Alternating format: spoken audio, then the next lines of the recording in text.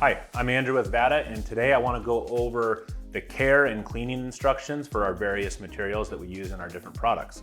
So we get questions a lot, whether it's from emails, phone calls, when we're out at conferences with customers, and they're saying, how do I clean that? Or my model is dirty, I didn't know you could clean it. And so I just want to kind of go over everything all at once and kind of touch on what you can do for each one of the different materials. So starting off, I want to go over the couple of different materials and which products you're going to find that in. So this is our Chester chest model. Across all of our Chester models, you're going to have two of the same materials. You're going to have the body and the arm material.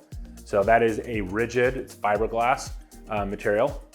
Then you're going to have the chest flap over here, and that is going to apply to both the chest flap, the insert underneath the chest flap, and then the two different inserts that come with the product. And those are going to be the only products made out of that material. Next is going to be our ultrasound material. It's going to be very similar to our next material, but it is slightly different, but the care instructions are going to be the same. This material here is going to be the same across anything that we make that is ultrasoundable. The next one is going to be our derma-like material. This model is going to be in our 2365, 2366, 1352s, 1354s, our body in a box product, as well as a lot of the individual skin flaps that we sell. This one's going to be the same across all of those different products. And then the last material is going to be our material that we make our wound care products out of. So this one here is our 920 Seymour model. Again, it's going to be the same across our Seymour, Wilma, Pat, Vinny, Annie, and anything else that we make, generally speaking, in our wound care line. If you do have a question of which product you have in your product, feel free to give us a call, send us an email. We'll be happy to answer that question for you. One other thing before I start going over the care instructions is going to be, I do have some darker materials and lighter materials here. Whichever product you have, whether it's light or dark, the material instructions will be the same. So if you have the dark Chester, same instructions as this. If you have the light Seymour or the light any other of our wound care products, it will be the same as on this material here. So as we start over here with our Chester model and the arm and the body, so on those ones there, a lot of adhesive buildup over time or just dirt on the models. Kind of three different things you can do on the model. First one's soap and water. That is going to be a great option. Second thing is going to be isopropyl alcohol. Give it a good wipe, give it a good scrub. That should get off most of the dirt, all the dirt, and most or all of the adhesive buildup. If both of those don't work, then the next thing you can do is using something like Goo Gone, Goof Off, anything else kind of with the name goo in it. Those products work really well. It's not going to damage any of this material here. This is extremely durable. Spray that all over a towel or a paper towel and let it sit on top of the adhesive for at least 5 minutes, and then wipe down. If it doesn't all come off, repeat that process 2, maybe even 3 times to get it all off. After you've done that, you're going to want to clean that area really well with isopropyl alcohol. That's going to clean the oily residue that's left behind from the Goo Gone, and that's going to allow the model to be used in dressings to stick and not just fall off.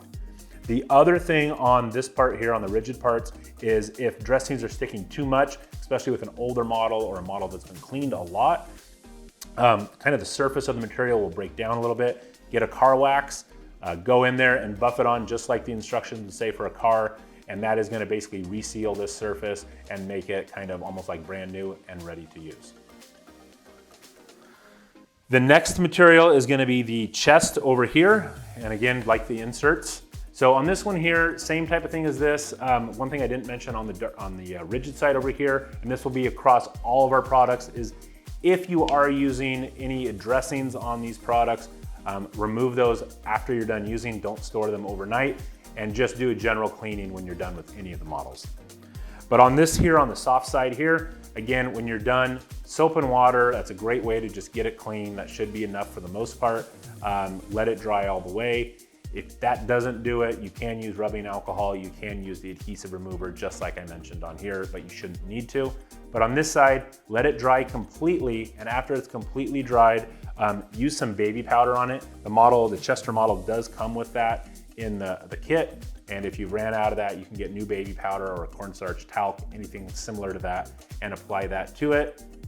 Let any of the excess, wipe that off with a clean dry towel, and then the model's gonna be ready to go. That's gonna kind of give it a soft feel, as well as just kind of minimizing the amount of dirt that can stick back onto the part. When we get to the ultrasound model, that and this, we're gonna have the exact same cleaning instructions, which are actually gonna be very similar to here, where clean it when you're done. With this one here in particular, you can get some like blood on the outside of it. As long as you're using our simulated blood, it will not stain the model. If you use somebody else's, one that can void the warranty, but also it may stain the model. But clean it down really well after you're done. Soap, water, rubbing alcohol, those are gonna be your best bets on this model. Let it dry, and again, apply that baby powder once it's completely dry, and then wipe off the excess of that. Then you can go ahead, put the case back on top of this to protect it. The other thing on this, as far as care instructions is gonna go, and this is really important on any of the ultrasound models, is gonna be to not expose it to elevated temperatures. So try to keep its temperatures that it's getting exposed to under 100 degrees. Anything above that, if you're a rep, if you're putting it in your car, it's gonna basically deteriorate the model. In order to get the model, the material to work with ultrasound, it unfortunately does not hold up to elevated temperatures well. So keep it out of those, or you could have a pretty good risk of ruining the model. On this model here, same thing as here, where you're gonna wipe it down really well, soap and water. Isopropyl alcohol does a great job. And then if that doesn't work, or that should work, but if it doesn't, you can use the Goo Gone, but you shouldn't need to on this model. Again, let it dry completely, and then apply some baby powder to it, wipe off the excess, and then store the model. On this one here, and I will actually go back to the Chester model, one of the other things to keep in mind on both of these is they are wet models. They do have fluid in them. And so if you are gonna be storing the model for 2 months, 3 months, or longer, one of the things that's a really good option to do is to flush the model completely when you're gonna store it for that period of time.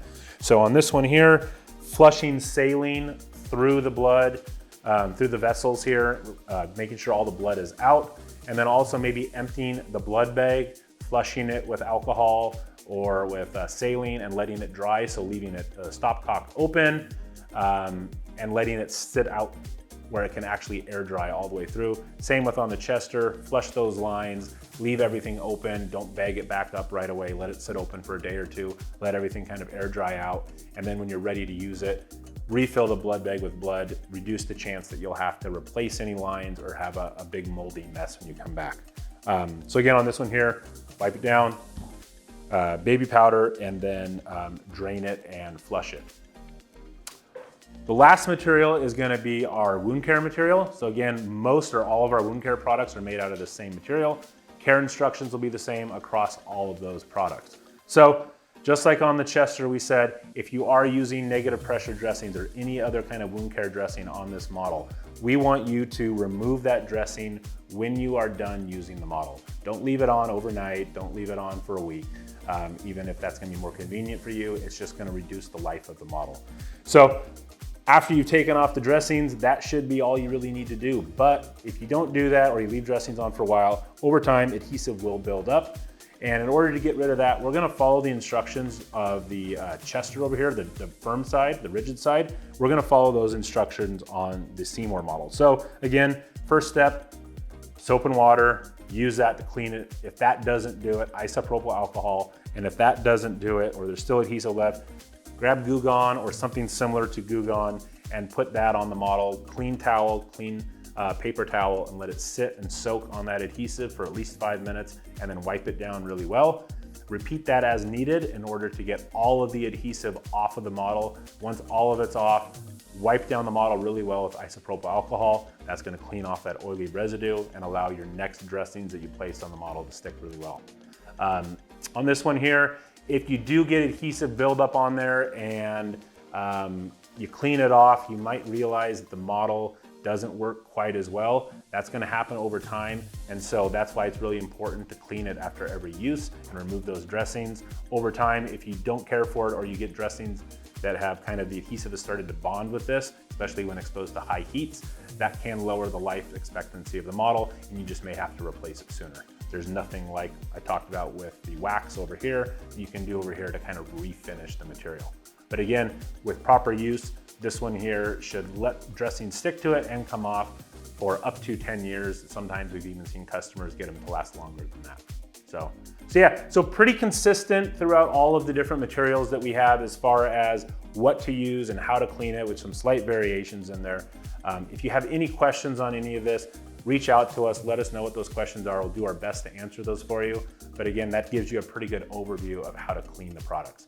If you have any more questions, we'll put some contact info at the end of this video, and we look forward to hearing from you. Thank you.